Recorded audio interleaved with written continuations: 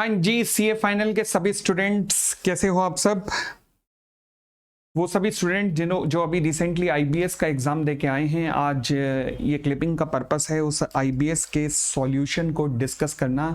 Law से related जितने भी क्वेश्चंस आए थे उन सब का स्टैंडर्ड सॉल्यूशन आपके साथ डिस्कस करना। लेवल अगर आप मुझसे पूछो तो मैं वैसे ओवरऑल लेवल अगर मैं कहूं तो ओवरऑल लेवल पेपर बहुत ज़्यादा लेंथी था, अबव एवरेज था। ओवरऑल सारे सब्जेक्ट्स का अगर मैं टोटल करूं तो अबव एवरेज था। और खासकर उन बच्चों के लिए अगर मैं सोचूं कि जो केवल ग्रुप 2 दे रहे हैं और ग्रुप 2 खाली दे रहे हैं और ग्रुप 1 की उनकी तैयारी नहीं है, तो उनके लिए तो ये पेपर विकराल माना ही जाएगा।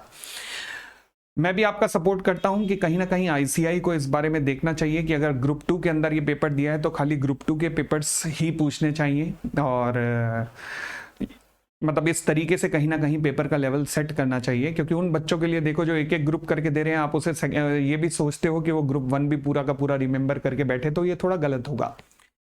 अब अगर मैं लॉ के पॉइंट ऑफ व्यू से देखूं तो लॉ के पॉइंट ऑफ व्यू से पेपर बिल्कुल एवरेज लेवल का था। अगर जो बच्चे कॉन्सेप्ट पढ़ के जाते हैं, हालांकि लॉ के सवाल इस बार ज़्यादा नहीं दिखे, कम दिखे हैं, जो कि आईसीआई ने कहा था कि लगभग 28 मार्क्स के भी आ सकते हैं ओवरऑल क्वेश्चन, वो ठीक है। 28 25 27 मार्क्स के आए हैं, बट एवरेज आए हैं, बहुत ज़्यादा कॉम्प्लिकेटेड नहीं आए, एक्सेप्ट एक क्वेश्चन को छोड़कर जो कि एक्सटर्नल कमर्शियल बोरोइंग के ऊपर था। आप लोग पहचान चुके होंगे, मैं सारा सोल्यूशन अभी डिस्कस करूंगा। अगली बात, ओवरऑल ध्यान रखना, एक मेरी आपसे बस खास रिक्वेस्ट रहेगी कि अब जिनका भी अटेम्प्ट मई 25 या नवंबर 25 के अंदर है, कि बेटा एबीसी एनालिसिस से तैयारी मत करना, पेपर पूरा तैयार करना। ये जो शॉर्टकट की क्लासेस हैं 25-30 घंटे की, 45 घंटे की या 40 घंटे की, केवल इनके थ्रू चाहे एसपीओएम के पेपर हो, सेट भी, ये भी नहीं खत्म करना। प्रॉपर तरीके से स्टडी करना बेटा, इसी के थ्रू ही तो आप आगे डिग्री मिलनी है। अब मुझे याद आ रहा है कि जब आईबीएस का पेपर था ना, तो उससे पहले जैसे सारे टीचर्स ने क्लिपिंग बनाई, तो मैंने भी एक क्लिपिंग बना के बच्चों को कहा था कि जो आईसीआई की केस स्टडी है केवल उसके भरोसे मत जाना, अपना एक्स्ट्रा तैयारी करके जाना, क्योंकि पेपर में नए लेवल के सवाल बनेंगे। अच्छा, मुझे याद है नीचे एक स्टूडेंट ने कमेंट किया, सर आपको आईबीएस के बारे में अभी पता नहीं है, क्योंकि आईसीआई के ही मटेरियल से, आईसीआई के जो केस स्टडीज हैं उन्हीं में से क्वेश्चन आना है। अब मैंने कहा भाई तू ज्यादा ब्रह्म ज्ञानी होगा, मुझे कम ज्ञान होगा। ये ध्यान रखना, आईसीआई देखो एक बोर्ड ऑफ स्टडीज का ग्रुप बना था, आजकल वो ज्यादा एक्टिव नहीं है वो ग्रुप। उस बोर्ड ऑफ स्टडीज के ग्रुप में इन्होंने पैन इंडिया से लगभग 200 के करीब टीचर्स इकट्ठे किए थे, जिनसे कहा था कि हर टीचर कंट्रीब्यूट करे आईबीएस की केस स्टडीज में। तो हर टीचर ने एवरेज अराउंड 2-3 केस स्टडीज भी दी हों, तो आईसीआई के पास 600 के करीब केस स्टडीज लगभग पड़ी होंगी। उनमें से उन्होंने आपको कितनी दी हैं? केवल 53 प्लस कुछ और जर्नल वगैरह में छाप देते हैं 5-7, तो हो गई 57 58 हो गई। अभी भी उनके पास इतना मटेरियल पड़ा है, इतना मटेरियल पड़ा है कि अगले कई साल तक आईबीएस के फ्रेश क्वेश्चन वो दे सकते हैं उन केस स्टडीज के अलावा। तो ये जो आप केसेस कर रहे हैं आईसीआई के, जो आईबीएस के केसेस कर रहे हैं, इसे रेफरेंस के तौर पर मान के चलिएगा। अपने कॉन्सेप्ट स्ट्रांग रखिएगा, ये मत सोचिएगा कि वहां पर इन्हीं 53 57 केसेस में से कोई केस आएगा, ऐसा बिल्कुल मत मान के चलिएगा। इतनी बात क्लियर हो गई? चलिए, तो अपनी तैयारी प्रॉपर रखना। अच्छा, अब इस केस स्टडीज को डिस्कस करने से पहले एक जरूरी सूचना, मैंने पहले ही अनाउंस किया हुआ है कि मई 25 एंड ऑनवर्ड जिनका भी ऑडिट के पेपर की जो तैयारी कर रहे हैं, जो सेल्फ स्टडी कर रहे हैं, या जिनको ऑडिट वीक लगता है, 1 दिसंबर से हमारा बैच ओपन फॉर ऑल हो रहा है। ये ओपन फॉर ऑल है, ये आप कहोगे रेगुलर है, ये फास्ट ट्रैक है। मैं कहूंगा ना रेगुलर ना फास्ट ट्रैक, उनके बीच का बैच है कहीं ना कहीं। क्यों? क्योंकि फास्ट ट्रैक में कहीं ना कहीं 70 घंटे में खत्म होता है, रेगुलर में 200 घंटे में जाता है। यहाँ लगभग 125 से 130 घंटे के अंदर पूरा 100% सिलेबस अलॉन्ग विद जो भी discussion on problem and solution है वो सारा होगा। इस बैच की सारी डिटेल मैं अपने YouTube पे पहले भी शेयर कर चुका हूं, उस वीडियो का लिंक भी मैं आपको दे दूंगा, इसी वीडियो के नीचे आप देख सकते हैं। ओपन फॉर ऑल है बैच, और बट ये रहेगा कि आप क्लासेस केवल लाइव मोड में देख पाएंगे। क्लास का टाइम जो है वो रात को रहेगा, और लाइव मोड में देख पाएंगे। लाइव मोड में देखने के बाद क्लास वहां से हटा दी जाएगी, यानी कि ओपन क्लासेस इस तरीके से नहीं रहेंगी, केवल लाइव करने वाले बच्चों के लिए होगा। ठीक है जी, तो 1 दिसंबर से बैच शुरू होगा। नाउ लेट अस स्टार्ट, हम क्वेश्चंस के डिस्कशन शुरू करते हैं। Question number 1, case study number 1, CVV and company का केस था। अगर हम नीचे आते जाएं तो इसके अंदर हमारे पास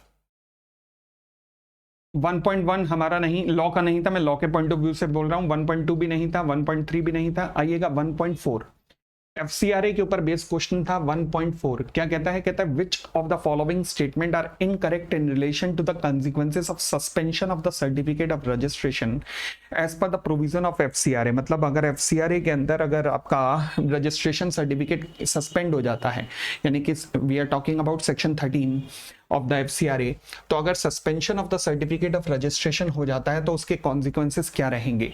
अगर आप याद करो तो कॉन्सिक्वेंसेस ये होते हैं कि भैया आप 25% तक जितना भी आपके पास आया है वो 25% तक का अमाउंट आप यूज कर सकते हो with the prior approval of central government, but उससे ज्यादा यूज करने के लिए पहले सस्पेंशन खत्म होना होगा, आप तभी यूज कर सकते हो। क्लियर, यही लॉ है। चलिए, तो कहता है WCEMT जो जिसका लाइसेंस कैंसिल हुआ है shall not receive any foreign contribution during the period of suspension of certificate except on such term and condition as specified by the central government.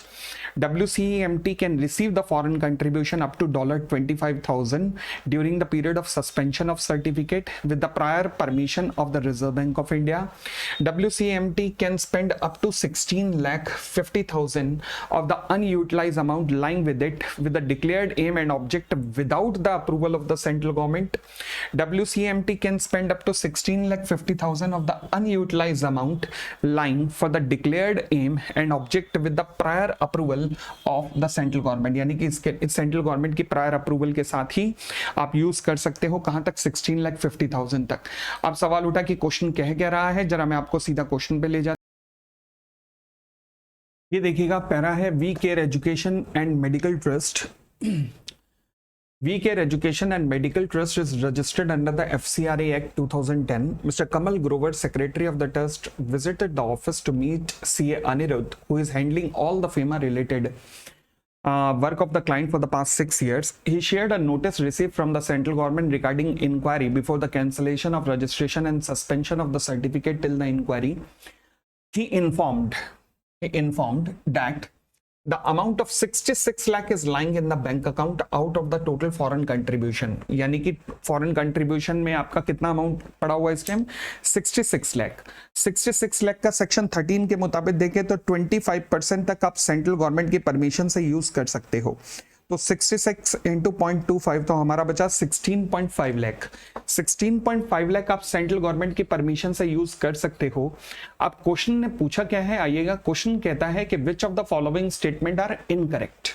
अब इनकरेक्ट इनमें से कौन सी है देखना शुरू करते हैं। कहता है WCEMT shall not receive any foreign contribution during the period of suspension of certificate। बिल्कुल ठीक कह रहा है ये, क्योंकि सेक्शन 13 कहता है कि जब आपका लाइसेंस रजिस्ट्रेशन सस्पेंड होता है आप फॉरेन कंट्रीब्यूशन रिसीव नहीं कर सकते। तो ये तो करेक्ट स्टेटमेंट हो गई। उसके बाद WCEMT can receive foreign contribution, नहीं, ये इनकरेक्ट स्टेटमेंट हो गई। WCEMT can spend up to 16,50,000 of the unutilised amount lying with it for the declared aim and object without the prior approval, नहीं, approval चाहिए होती है, तो ये भी इनकरेक्ट हो गई।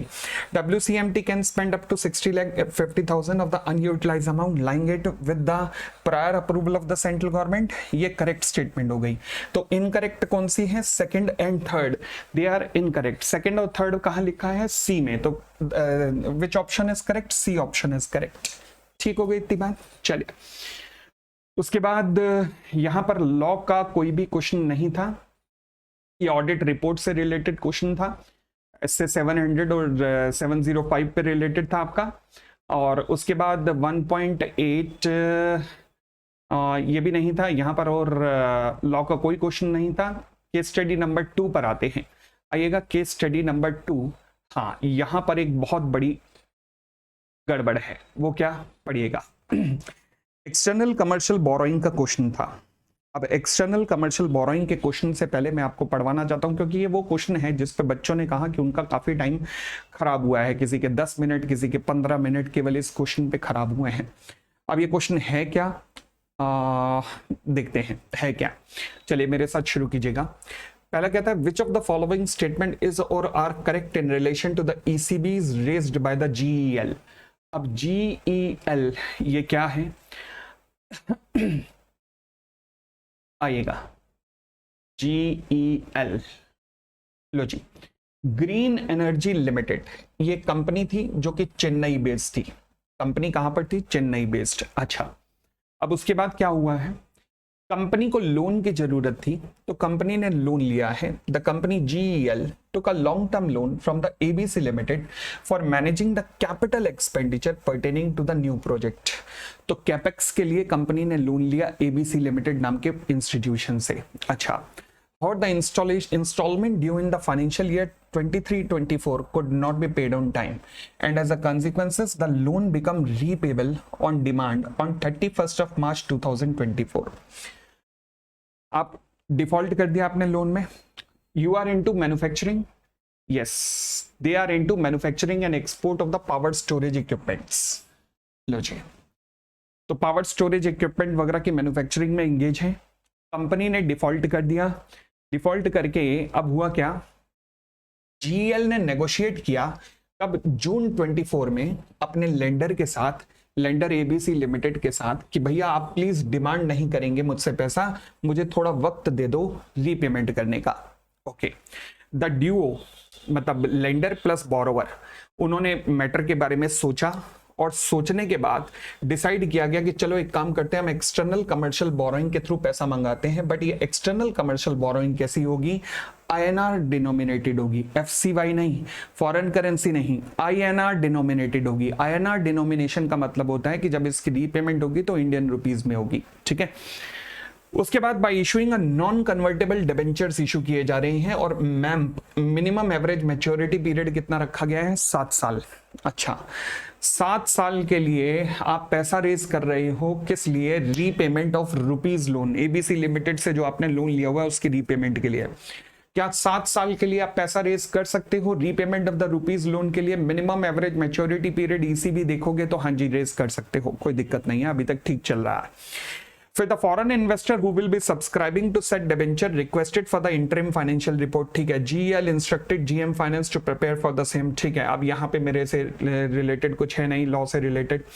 अब यहाँ पे एक पेचीदा कहानी ये आती है, कहता प्रोसीड्स फ्रॉम द इशू, यानी कि आईएनआर 4 करोड़ का, 4 करोड़ का जो आप ईसीबी से रेज करोगे, they will be used for the repayment of the outstanding balance of the loan of the ABC Limited, यानी कि ABC Limited का रीपेमेंट करने में जाएगा, जिसमें से INR 2.50 करोड़ जाएगा और वर्किंग कैपिटल पर्पस के लिए INR 1.50 करोड़ जाएगा। GEL however did not hedge the exposure of the ECBs। अच्छा, GEL ने हेजिंग नहीं कराई है, तो ठीक है ना, हेजिंग ये क्यों कराएगा भाई साहब, आईएनआर डिनोमिनेशन में जीईएल क्यों हेजिंग कराएगा? हेजिंग करानी है वो लेंडर कराएगा जो ओवरसीज बैठा है, हेजिंग तो उसका कर्तव्य है ना। हाँ, अगर ये एफसीवाई डिनोमिनेटेड ले रहा होता जहां पर इसे रीपेमेंट फॉरेन करेंसी में करनी पड़ती तो ये हेजिंग कराता। अब आईएनआर में जीईएल की रिस्पॉन्सिबिलिटी तो है नहीं हेजिंग कराने की। आगे बढ़ते हैं, फिर कहता है and use the exchange rate prevailing on the date of the settlement. क्योंकि आईएनआर वाला ईसीबी है तो एक्सचेंज रेट रीपेमेंट करते हुए कब का लिया जाता है, जिस दिन आप सेटलमेंट कर रहे हो। तो परफेक्ट है, ये भी बिल्कुल ठीक है। For the conversion to rupee as against the exchange rate on the date of the agreement. तो एग्रीमेंट के दिन का तो वैसे ही नहीं लिया जाता, एग्रीमेंट के दिन का कब लेते हो, जब एफसीवाई डिनोमिनेटेड हो, फॉरेन करेंसी डिनोमिनेशन में, ये तो आईएनआर का है। ठीक हो गई इतनी बात, चलिए अब आइए, कहता है which of the following statement is or are correct in relation to the ECB raised by the GEL. अच्छा जी, पहला इनमें से कौन सा करेक्ट है ये बताना है। पहली statement, use of the ECB proceeds for the repayment of the loan of the ABC limited is not permitted. क्या ईसीबी रेज करके आप रीपेमेंट ऑफ लोन कर सकते हो? हाँ कर सकते हो, उसमें तो कोई दिक्कत है नहीं, बिल्कुल कर सकते हो, कोई बड़ी दिक्कत क्या है इसमें, कुछ भी नहीं। Use of the ECB proceeds for the working capital is not permitted. अच्छा, वर्किंग कैपिटल की रीपेमेंट, वर्किंग कैपिटल के लिए पैसा रेज कर सकते हो, ईसीबी वर्किंग कैपिटल के लिए आता ही है, तो ईसीबी वर्किंग कैपिटल के लिए भी यूज हो सकता है, उसमें भी कोई दिक्कत नहीं है, कहीं कोई दिक्कत ना, कहीं भी कोई दिक्कत नहीं है। रीपेमेंट ऑफ लोन के लिए कर सकते हो, वर्किंग कैपिटल के लिए कर सकते हो। अच्छा, ये कह रहा है use of ECB proceeds for repayment of loan of ABC is not permitted. तो ये स्टेटमेंट अपने में आप में हो गई इनकरेक्ट, क्योंकि परमिटेड है। Use of ECB proceeds for working capital is not permitted, ये भी अपने आप में हो गई इनकरेक्ट, क्योंकि ये भी परमिटेड है, वर्किंग कैपिटल के लिए भी परमिटेड है। फिर GEL has not followed the guidelines by not hedging the ECB exposure. Not followed, उसने तो फॉलो की है भाई, उसको तो हेजिंग का एक्सपोजर लेने की जरूरत ही नहीं थी ना, तो फिर ये भी स्टेटमेंट अपने आप में इनकरेक्ट हो गई। अच्छा, उसके बाद exchange rate as on the 20 May यानी कि as on the date of agreement should have been used for the conversion, ये भी इनकरेक्ट है। भाई साहब, यहां तो चारों की चारों स्टेटमेंट ही इनकरेक्ट हैं, और ये कह रहा है आंसर में कह रहा है कि बताइए विच of the statement is correct. तो ये तो चारों इनकरेक्ट हैं। अब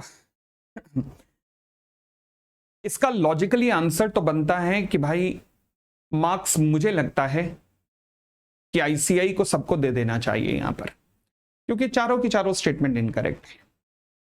अब शायद क्वेश्चन बनाने वाले ने, मुझे लगता है कि एक चीज अपने दिमाग में रखी होगी, और अगर रखी होगी और उसने ये सोचकर दिमाग लगाया होगा कि कुछ वो सोच रहा है, तो उसने कई चीजें अपने दिमाग में ही छोड़ दी और बच्चों को बताई नहीं, फिर वो गलत है।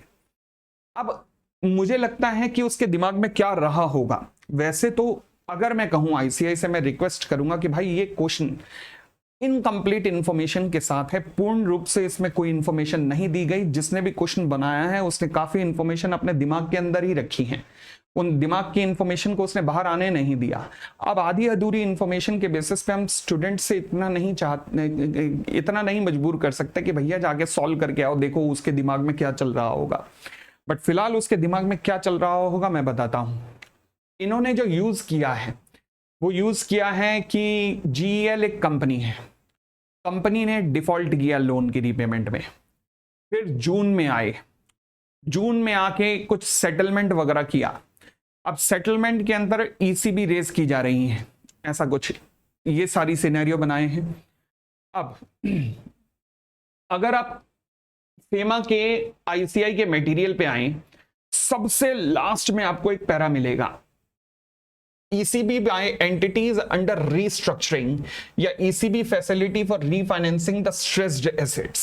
ओके, ये क्या कहता है? कहता है eligible corporate borrowers who have availed rupee loan domestically for the capital expenditure, जो कि इस केस में हुआ है, इन मैन्युफैक्चरिंग भी है, एंड इंफ्रास्ट्रक्चर सेक्टर, पावर के लिए इक्विपमेंट बनाता है, इंफ्रास्ट्रक्चर में भी हो गया, and which have been classified as. अब ये यहां पर ये अधूरी इंफॉर्मेशन है। अगर आप इस पैरा पे अटैक करना चाहते हो तो एटलीस्ट आपको बताना चाहिए बच्चे को कि SMA 2 या फिर NPA क्लासिफिकेशन हो चुका है। ऑटोमेटिक थोड़े ना होता है, कुछ भी क्लासिफाई करने होते हैं ये इंस्टीट्यूशन को ये चीजें, तो उसे एटलीस्ट इन चीजों की क्वेश्चन के अंदर कुछ जानकारी तो देते। और फिलहाल classified as a SMA 2 or the NPA can avail ECB for the repayment of these loan, यानी कि ECB लोन रेज कर सकते हो for the capex, capital expenditure के लिए, अगर जो आपने अमाउंट रेज किया है उसकी रीपेमेंट के लिए। अब एग्जाम के अंदर पहली इंफॉर्मेशन जो उसने दी थी वो दिया था कि भाई कैपेक्स के लिए उसने लोन रेज किया है। अब यहां पर फिर अधूरी इंफॉर्मेशन है कि कैपेक्स के लिए लोन अगर रेज किया तो फिर क्वेश्चन में ये वर्किंग कैपिटल फ्रेश है या फिर उसी की रीपेमेंट है। अब ये कोई बात ही नहीं बताई यहां पर, तो ले देकर काफी इंफॉर्मेशन ऐसी है जो कि शायद उसके दिमाग में ही रह गई, बट जो बच्चों को बताना वो भूल गया। अब वो अपने दिमाग में शायद क्वेश्चन बना के बैठा है, वैसे तभी मैं कह रहा हूं कि इस क्वेश्चन में सबको पूरे मार्क्स देने चाहिए आईसीआई। अब नहीं तो उसका जो दिमाग चल रहा है उस पैरा के बेसिस पे, तो वो कैपेक्स के लिए केवल उसने यूज किया होगा, और जिसके बेसिस पे जो मुझे लगता है आईसीआई के स्टैंडर्ड सॉल्यूशन में जो आंसर आएगा वो कहेंगे ओनली स्टेटमेंट 2 इज इनकरेक्ट, यानी कि use of ECB proceeds for the working capital is not permitted, क्योंकि वो कहेंगे केवल कैपिटल एक्सपेंडिचर के लिए जो लोन लिया गया था उसी की रीपेमेंट अलाउ है, बाकी वर्किंग कैपिटल के लिए अलाउ नहीं है, क्योंकि वर्किंग कैपिटल फ्रेश रूप में आ रहा है यहां पर रीस्ट्रक्चरिंग के अंदर। बट ये बताओ तो सही कि ये फ्रेश आ रहा है या क्या है, एटलीस्ट इससे रिलेटेड इंफॉर्मेशन दो। सबसे इंपॉर्टेंट इंफॉर्मेशन अकाउंट का क्लासिफिकेशन क्या है वो दो, अदरवाइज ये सारी इंफॉर्मेशन ना दो। नॉर्मली ये क्वेश्चन अधूरी इंफॉर्मेशन के साथ सबको पूरे मार्क्स मिलने चाहिए, बट फिर भी मुझे लगता है आईसीआई जो आंसर देगा वो स्टेटमेंट नंबर 2 सी पे करेक्ट का आंसर करके देने वाला है। समझ आ गई बात इस क्वेश्चन की डिस्कशन की? तो ये आसान क्वेश्चन नहीं था, इसको मैं किसी भी एंगल से आसान नहीं ले सकता, किसी भी एंगल से। चले इस क्वेश्चन ने बड़ा टाइम वेस्ट किया होगा बच्चों का, और अगेन एक रिक्वेस्ट है कि भाई इस तरीके के क्वेश्चन आईसीआई जो भी एग्जाम बनाते हैं प्लीज मत दीजिए, इस तरीके का मत दीजिए, या तो इन्फॉर्मेशन पूरी दीजिए बच्चे को, एटलीस्ट बच्चे को पता लग सके। यार उनको सोचो ना, कितने बड़े बड़े बैग लेके बच्चे वहां पहुंचे हुए हैं, फिर आप अधूरी इंफॉर्मेशन वाला क्वेश्चन मत दीजिए प्लीज, ये मेरी रिक्वेस्ट है आईसीआई से, अगर वो सुन रहे हो तो। चलिए फिर उसके बाद यहां पर हमारा लॉ से रिलेटेड कुछ भी नहीं था, एंड कुछ नहीं था। केस नंबर 3 पे आ जाइएगा। केस नंबर 3 पर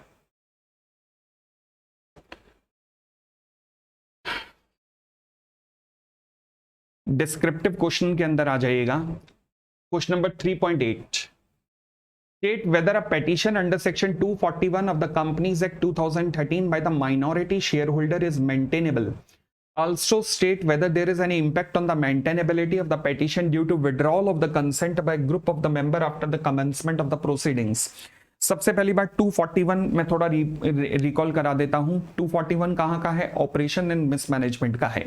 ये कहता है कि अगर कंपनी में ऑपरेशन चल रहा है या फिर मिसमैनेजमेंट चल रहा है तो फिर एक certain number of share holder जो कि 244 के अंदर मेंशन है वो एप्लीकेशन फाइल कर सकते हैं। अच्छा, 244 के लिए एप्लीकेशन फाइल करने के लिए आपके पास 10% या तो नंबर ऑफ शेयर्स होने चाहिए, या 10% नंबर ऑफ शेयर होल्डर्स होने चाहिए, या 10% of the issued share capital होना चाहिए आपके पास, तभी आपकी एप्लीकेशन जो है वो मेंटेनेबल है। कहां पर? 244 के अंदर। ठीक है जी। तो फिलहाल एप्लीकेशन टू एलिजिबिलिटी कहां निकालते हैं? 244 में। एप्लीकेशन कहां फाइल होती है? 241 में। अच्छा, अगर एक दिन, अगर मान लीजिए as on the date of submission of application eligibility है, उसके बाद अगर कुछ लोग एप्लीकेशन को विड्रॉ कर लेते हैं तो फिर हमें इससे कोई मतलब नहीं है। क्यों? क्योंकि हमें एलिजिबिलिटी देखनी है as on the date of submission of the application. ये बात कहां लिखी हुई है? सुप्रीम कोर्ट का एक बड़ा लैंडमार्क जजमेंट सेक्शन 244 पे है, Rajmudra electricity versus A Nageshwar Rao. ठीक है जी, जो बच्चे भी पढ़े हुए हैं उनके बुक्स वगैरह में ये लिखा होगा जजमेंट। ठीक है, आगे तो यानी कि कंसेंट विड्रॉ करने से तो कुछ नहीं होगा। अब पहली बात, क्या यहां पर 241 की एप्लीकेशन मेंटेनेबल थी या नहीं थी? तो मुझे देखना पड़ेगा 244 अट्रैक्ट हो रहा था या नहीं हो रहा था। आइए देखना शुरू करते हैं। 244 244 244, लो जी, ये रहा पैरा। ये 90 share holders holding 10 lakh equity shares of the Maximo Limited, 90 share holder हैं, 10 लाख इक्विटी शेयर्स हैं, are concerned with the floating of the norms fix for the extraction and usage of the ground water beyond the permissible limit in the various plant of the Maximo Limited. Okay, despite the repeated representation from the share holder, Maximo Limited has not taken any corrective action, यानी कि mismanagement की बात कर रहा है। Therefore, group of these 90 shareholder have made a petition before NCLT. Okay, NCLT on the receipt of the petition has commenced the proceeding. However, out of these 90 shareholder, 40 shareholder holding 4 lakh shares have withdrawn their consent for filing petition before NCLT. अब मुझे consent withdraw से तो कुछ नहीं होगा, ए नागेश्वर राव वाला judgement आपको लिख के आना था, सुप्रीम कोर्ट का जजमेंट का यहाँ रेफरेंस जरूर देना था आंसर में। बट फिलहाल अब मुझे एलिजिबिलिटी देखनी है। 90 share holder 10 lakh equity shares, क्या 244 में एलिजिबिलिटी बनी कि नहीं बनी? आइएगा 244 की एलिजिबिलिटी देखते हैं। ये लो जी, Maximo limited Kolkata was promoted by the Anand. अच्छा, कंपनी की पेड अप शेयर कैपिटल कितनी है? 100 crore, comprising of 100 lakh equity share of rupees 10 each. 100 lakh equity share of rupees 100 each है। टोटल शेयर होल्डर कितने हैं? 1000 शेयर होल्डर। तो क्या 1000 शेयर होल्डर में से 1/10 मतलब मिनिमम 100 ने एप्लीकेशन फाइल की है? नहीं। आगे जितने भी शेयर्स हैं, क्या उन शेयर्स का 1/10 यानी कि क्या 10 लाख शेयर्स ने एप्लीकेशन फाइल की है? 10 लाख शेयर, 100 लाख का 10% यानी कि क्या 10 लाख शेयर्स ने एप्लीकेशन फाइल की है? हाँ, 10 लाख शेयर्स ने एप्लीकेशन फाइल की है। ये 90 share holder holding 10 lakh equity shares, इन्होंने एप्लीकेशन फाइल की है। तो क्या 244 में एलिजिबिलिटी बन गई? यस। सबसे पहले 241 का रेफरेंस, फिर 244 का रेफरेंस, उसके बाद राजमुद्रा इलेक्ट्रिसिटी का केस का जजमेंट, फिर उसको सॉल्व करना था कि हाँ जी एप्लीकेशन मेंटेनेबल है, 241 की एप्लीकेशन मेंटेनेबल है, विड्रॉल से कोई फर्क नहीं पड़ेगा। ये इस क्वेश्चन का आंसर था। I hope it is clear. Question number 3.8। Now come to question number, case study number 4। आइएगा 4 क्वेश्चन पे आते हैं। क्वेश्चन नंबर 4 केस स्टडी नहीं, ये भी मेरा नहीं है, ये भी हमारा नहीं है। Total amount calculated transfer to the Pune registration, ये भी नहीं है। इन्वेंट्री शुड बी ठीक है। और descriptive able to earn profit, इसमें कोई क्वेश्चन नहीं था अपना।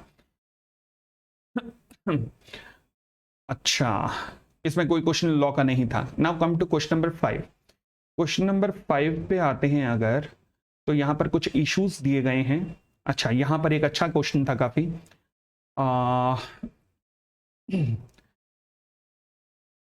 Rejection of the custom authority, GST का क्वेश्चन था। हाँ, related party transactions. Which of the following statement is correct in relation to contract for the sale of the specific industrial spare parts entered with the Prism Motors Limited as per the section 188 of the Companies Act 2013? अब हुआ क्या, ये related party transactions के ऊपर आपने इसने आपसे एक एमसीक्यू पूछा है। अच्छा, रिलेटेड पार्टी ट्रांजैक्शन सेक्शन 188 पे जब भी क्वेश्चन आता है तो मैंने अपनी क्लासेस के अंदर भी समझाया है कि आपको सबसे पहले 3 स्टेप्स की गेम खेलनी है। सबसे पहले देखो कि जो 2 पार्टीज जिनके बीच में ट्रांजैक्शन हो रही है, क्या वो सेक्शन 2 क्लॉज 76 के अंदर रिलेटेड पार्टी हैं? Answer is yes. हाँ। सेकंड क्वेश्चन पे आओ, क्या ये रिलेटेड पार्टी ट्रांजैक्शन के सेक्शन 188 सबसेक्शन 1 क्लॉज ए से लेकर क्लॉज एफ के बीच की कोई ट्रांजैक्शन है? Answer is yes. अब नीचे आ जाओ और अब देखो कि बोर्ड रेजोल्यूशन से काम चल जाएगा या फिर ऑर्डिनरी रेजोल्यूशन, मतलब first proviso to section 188 subsection 1 में फॉल कर रहे हो। ये 3 चीजों के अंदर गेम खेलना है। तो सबसे पहले गेम क्या खेलनी है कि क्या ये आपस में रिलेटेड पार्टी है या नहीं है। सेक्शन 2 क्लॉज 76 आपको लगाना है। अब यहां पर कहता है कि कॉन्ट्रैक्ट हुआ है प्रिज्म मोटर्स लिमिटेड के साथ। आइएगा प्रिज्म मोटर्स लिमिटेड का केस देखते हैं। कहां प्रिज्म मोटर्स लिमिटेड, कहां गया prism Motors limited, issue number 4, ये रहा इशू नंबर 2। पढ़ना शुरू करते हैं। Prism Motors limited,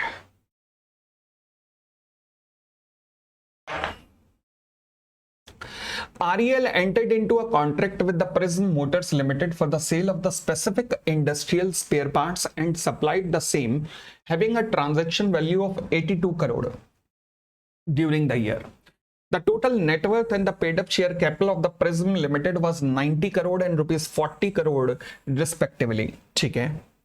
Mr. Raman, the director of REL, REL का एक डायरेक्टर है Raman, okay, hold 65,000 shares, his wife hold 12,000 shares and his brother's wife hold 4,000 shares of Prism Limited. लो जी, रमन होल्ड करता है कितने? 65,000, वाइफ होल्ड करती है 12,000 और ब्रदर की वाइफ होल्ड करता है एक ये है 4,000, तो हो गए टोटल 81,000 शेयर्स हो गए प्रिज्म लिमिटेड के।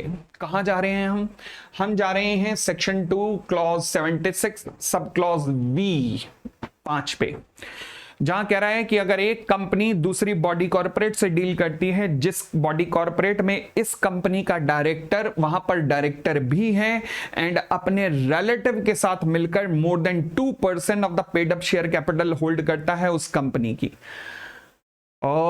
याद आया section 2 clause 76 sub clause V।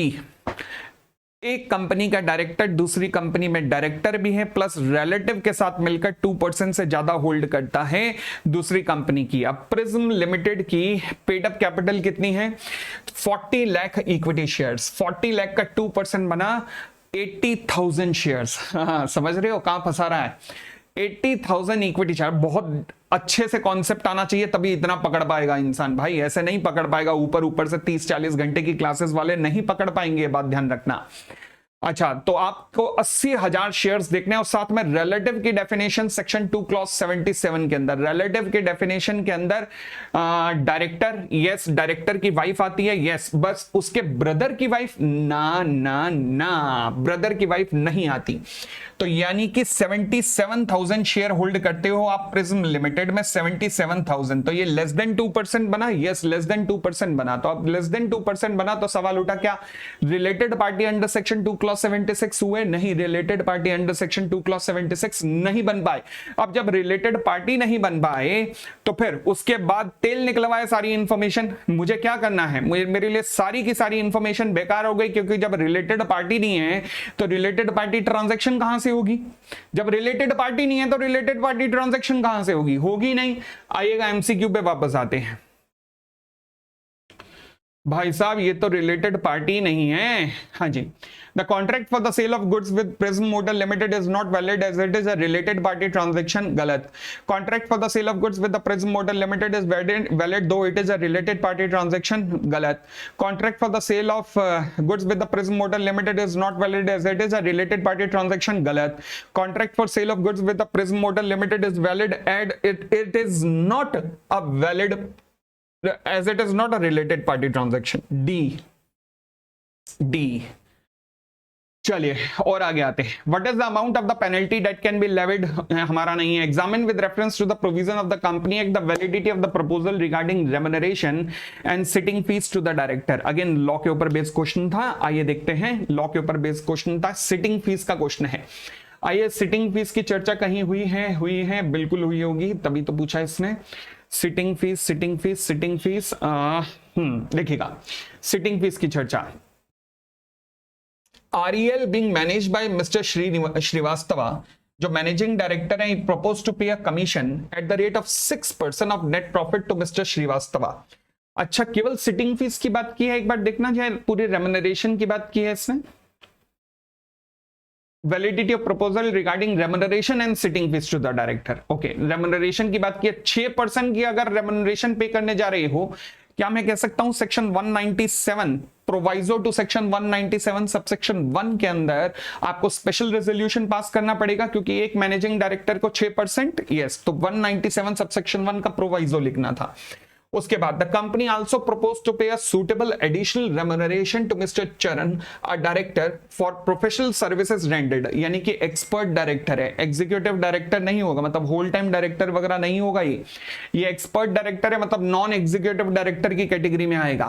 अच्छा, उसको कितनी पे कर सकते हो? मैक्सिमम, क्योंकि कंपनी में एमडी है तो इसको मैक्सिमम 1% तक पे कर सकते हो। तो इसके बारे में भी लिखना था कि इसको 1% पे किया जा सकता है चरण जी को। ठीक हो गई इतनी बात, और आगे बढ़ते हैं। फिर कहता है ये तो हो गई रेम्युनरेशन की चर्चा, कि क्योंकि मैनेजिंग डायरेक्टर है, नॉन एग्जीक्यूटिव को 1% और एमडी को 5% मैक्सिमम है, बट 6% पे करना चाह रहे हो तो स्पेशल रेजोल्यूशन पास करना पड़ेगा। उसके बाद article of association of company has fixed the payment of sitting fees for each meeting of director subject to maximum of 50,000। Article of association ने 50,000 की सिटिंग फीस फिक्स की है, कोई दिक्कत नहीं। 197 सबसेक्शन 5 1 लाख रुपए तक की limit along with the rules prescribe करता है, कोई दिक्कत नहीं। In view of the increase responsibility the company propose to increase the sitting fees to 75,000 meeting for all the director including the independent director. भाई कोई प्रॉब्लम नहीं है, 1 लाख रुपए तक आ सकती है, मगर एक इशू है, वो क्या? आर्टिकल ऑफ एसोसिएशन में 50,000 है, अगर 75,000 करना चाहते हो तो आर्टिकल को अमेंड करना पड़ेगा। आर्टिकल को अमेंड करने के लिए सेक्शन 14 में स्पेशल रेजोल्यूशन पास होता है, तो स्पेशल रेजोल्यूशन सेक्शन 14 का रेफरेंस देकर लिखना था कि आर्टिकल ऑफ एसोसिएशन को ऑल्टर करना पड़ेगा और स्पेशल रेजोल्यूशन इसके लिए पास करना पड़ेगा। बस इतना काम यहां पर करना था। लो जी, देखो ओवरऑल अगर मैं तुम्हें कहूं और मैं अब ये कह दूं कि भैया बहुत सिंपल है, प्लेन वनीला है, तो इसका मतलब ज्यादती है, क्योंकि भाई मैं अपने एंगल से, लॉ के एंगल से बता रहा हूं और उसको बताने में इतना टाइम लग रहा है, और तुम्हारे पास वहां पे 6 सब्जेक्ट हैं और 2 SPOM set A set B हैं। तुम्हारे एंगल से देखूं तो मैं कहूंगा आईसीआई, हाथ जोड़ के एक प्रार्थना है कि इस क्वेश्चन का आईबीएस का लेवल थोड़ा सा मैनेजेबल करो। हमें जबरदस्ती थोड़े ना बच्चों से मजे ही लेने हैं, नहीं, ऐसा नहीं होना चाहिए। थोड़ा क्वेश्चन का लेवल मैनेजेबल होना चाहिए, क्योंकि ये थोड़ा एक्सट्रीम लेवल पे क्वेश्चन बन रहे हैं। तो मैं आप सबकी डिमांड से बिल्कुल सहमति रखूंगा। और दूसरी बात, एक और रिक्वेस्ट है कि वो जो ईसीबी का क्वेश्चन था, वो थोड़ा उस पर आईसीआई को थोड़ा लिनेंसी दिखानी चाहिए। या तो इन्फॉर्मेशन कंप्लीट करो, प्रॉपर इन्फॉर्मेशन दो, और या फिर लिनेंसी दिखाओ वहां पर। ये मेरी रिक्वेस्ट रहेगी। बाकी देखते हैं हम आईसीआई का स्टैंडर्ड सॉल्यूशन क्या आता है, कब आता है, देखते हैं। तो बहुत बहुत धन्यवाद। और अगेन ऑडिट का ओपन बैच आ रहा है सबके लिए। अगेन एसपीओएम जिनका भी पेपर है अब मई या नवंबर 2025 से पहले बैच ओपन है। मेरी एक रिक्वेस्ट रहेगी आपसे, हालांकि दोनों बैच मेरे पास है, कॉम्पैक्ट बैच भी है, कॉन्सेप्चुअल बैच भी है। कॉम्पैक्ट बैच लगभग 40 घंटे का है कॉम्पैक्ट बैच, और कॉन्सेप्चुअल बैच 70 घंटे का है। I would highly highly highly recommend कि कॉन्सेप्चुअल बैच करना, वो आईबीएस अपने आप क्लियर करवा देगा। इतना कॉन्सेप्चुअल बैच 70 घंटे के अंदर है। और दूसरी बात क्या है कि कॉन्सेप्चुअल बैच में आपको अनलिमिटेड वैलिडिटी मिलेगी जब भी आपके एग्जाम होंगे वहां तक की। तो बहुत बहुत धन्यवाद, thank you, bye bye, take care, खुश रहिए।